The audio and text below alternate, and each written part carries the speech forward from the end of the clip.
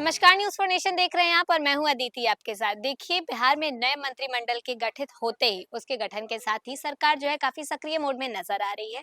ऐसे में ही देखिए, चुनावी हलचल जो है बिहार में थम चुका है, लेकिन अब बारी है जनता से जुड़े फैसलों की।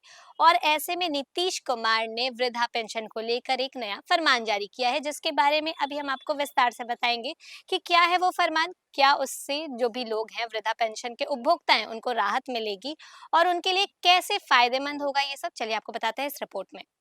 सीएम नीतीश ने चुनाव से पहले ही वृद्धा पेंशन योजना के तहत मिलने वाली राशि में इजाफा दिया था। वहीं अब चुनाव के बाद पेंशन को लेकर सख्त आदेश जारी किया गया है, जिसके तहत हर महीने के इस तारीख को पेंशन खाते में पहुंच जानी चाहिए। देखिए, बिहार में नई सरकार गठन हो गई है। सीएम नीतीश के शपथ लेने और मंत्रियों के विभागों के बंटवारे के बाद अब सरकारी कार्य में तेजी आने लगी है। सभी मंत्री अपने अपने विभाग की जिम्मेदारी संभाल रहे हैं। इसी बीच सीएम नीतीश ने एक बड़ा और अहम फैसला लिया है। सीएम नीतीश ने सभी अधिकारियों को आदेश दिया है कि सभी बुजुर्गों के खाते में निश्चित तौर पर हर महीने के 10 तारीख को वृद्धा पेंशन पहुंच जानी चाहिए। यदि किसी जिले में देरी होती है तो अधिकारियों पर कार्रवाई होगी।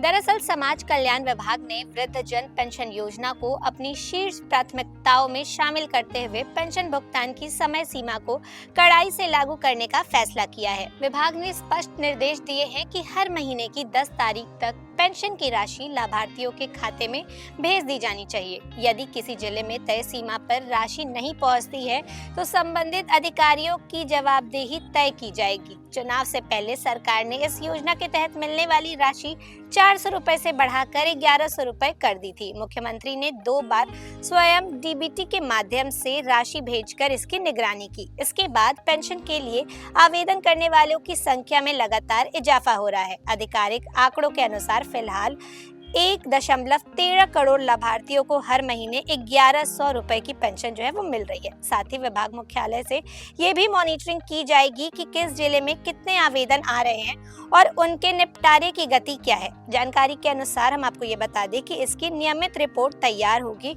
और उच्च स्तर पर इसकी समीक्षा भी की जाएगी। इसी बीच सरकार उन बुजुर्गों की पेंशन दोबारा शुरू करने की दिशा में भी काम कर रही है जिनकी पेंशन सत्यापन संबंधी कारणों से बंद हो गई थी। देखिए, कई मामलों में वृद्धों की उंगलियों के फिंगरप्रिंट मिलान न होने के कारण पेंशन बाधित हो गई थी। अब ऐसे मामलों के समाधान के लिए शिविर लगाकर पुनः सत्यापन कराया जाएगा। इसके लिए समाज कल्याण विभाग ने जिलों में तैनात अधिकारियों को विशेष जिम्मेदारी सौंपी है। इसके अलावा सरकार ने स्पष्ट किया है कि अब पेंशन प्रक्रिया को पूरी तरीके से टेक्नोलॉजी आधारित और पारदर्शी बनाया जाएगा। इसके तहत लाभार्थियों के डाटा को आधार और बैंकिंग प्रणाली से रियल टाइम में जोड़ा जाएगा, ताकि किसी भी तरीके की तकनीकी बाधा, फिंगरप्रिंट मिसमैचिंग या फिर मानव त्रुटि के कारण किसी भी बुजुर्ग को पेंशन से वंचित न होना पड़े। विभाग ने यह भी प्रस्तावित किया है कि पंचायत स्तर पर हेल्प डेस्क और मोबाइल सहायता केंद्र स्थापित की जाए, जहां वृद्धजन आसानी से आवेदन, सत्यापन